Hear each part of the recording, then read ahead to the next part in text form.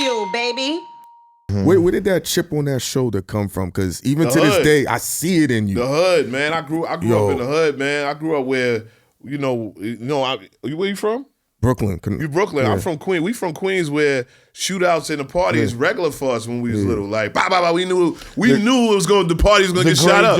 The great door. Yeah. Like, the great door gets shot. Shout out to Mook Diamond. Shout out to Mook. You know what I'm saying? But you knew the great door was getting hit up and niggas would jump below the cars and as soon as as soon as the party's back up again, everybody's back up in there and laugh about it, bro. And that's why I kind of feel like Queens always been like I think we just grew up with competition. Like, so I feel like even the rap game now, like I feel like with the 90s rappers, even down to the CEOs, like they still in competition. They still on the court. Like they still looking at a dude like, so that's why, and this is another topic why I feel like we don't have rappers coming out of New York City from the big CEOs because they still in competition. Like, I haven't seen nobody yet. Like, I remember Fab said some ill thing to me. He was like, "Yo, Jay, like Hov was probably like 4 years older than me, and I'm, or 5 years, but he felt like he was like my competition, and I'm looking at him like he's my big homie." And I kind of looked at that like, damn, like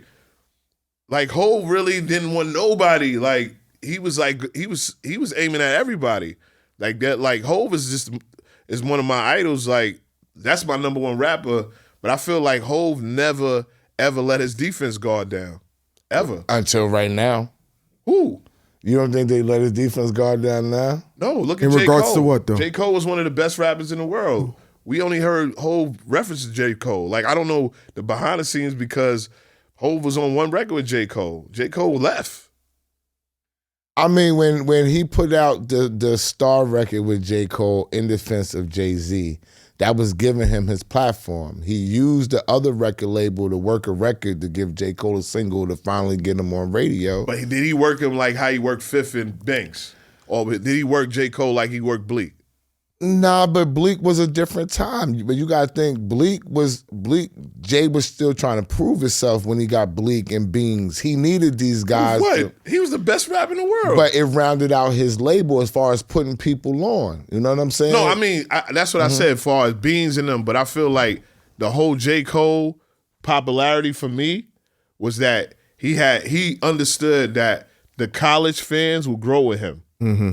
He understood that I don't need that type of commercial fan. I can make commercial records, but I can still get all this fun.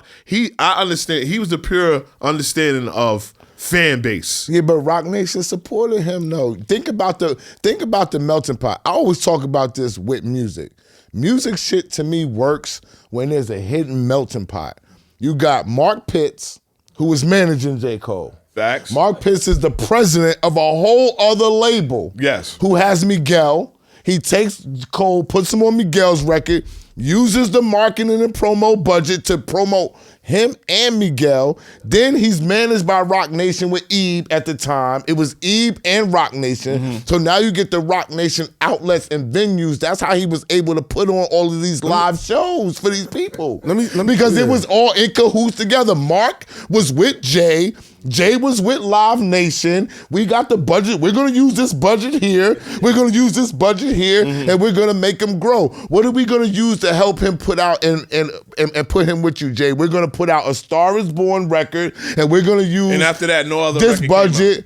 I mean, Cole was. SO. Hold on. He could have been on more records. He could have been on more records. SO. He could have been on more records. SO. We going. He could have been on more. Let me tell you something, That's bro. what I'm about to say. I love these podcasts, but we gonna be on the thing that shout out to Lenny S. I was the first person to do podcasts. Okay. Because it was Lenny S. and it was us. Because I used to do podcasts in a thing. I remember. Tell me. Let me tell you something, bro. I had a bunch of people. Lenny S. to this day will tell you it was him. What was the white girl? Maya B. Maya the B. Maya the B. And it was Superstar J with the thing. And then enough of them had that studio. Yeah. Because French Montana came from there. I had Machine Gun Kelly. This is stuff that I used to do.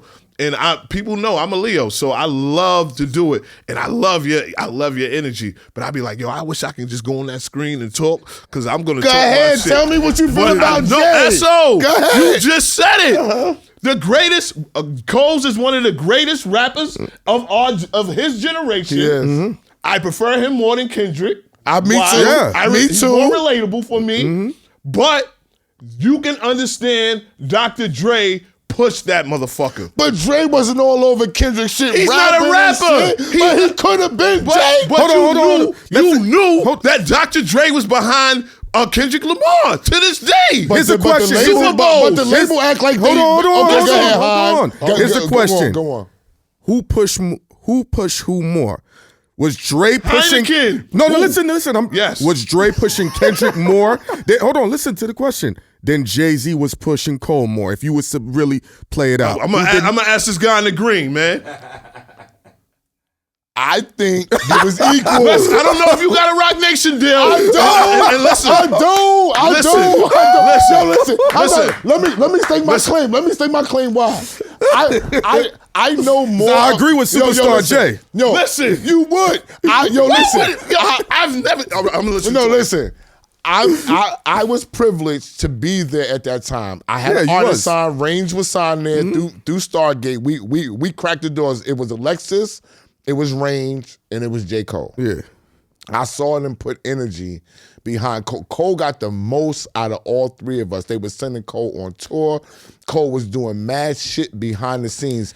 Was Jay prevalent in that? No, I'm not going to say Jay was prevalent in that. Jay took a step back. I believe Jay feels like niggas got to make themselves stars. But how long are you going to make? How long are you going to be on the court? I'm going to use my situation for this. Yes. Look at me and Clue, right? I did all of this shit without Clue.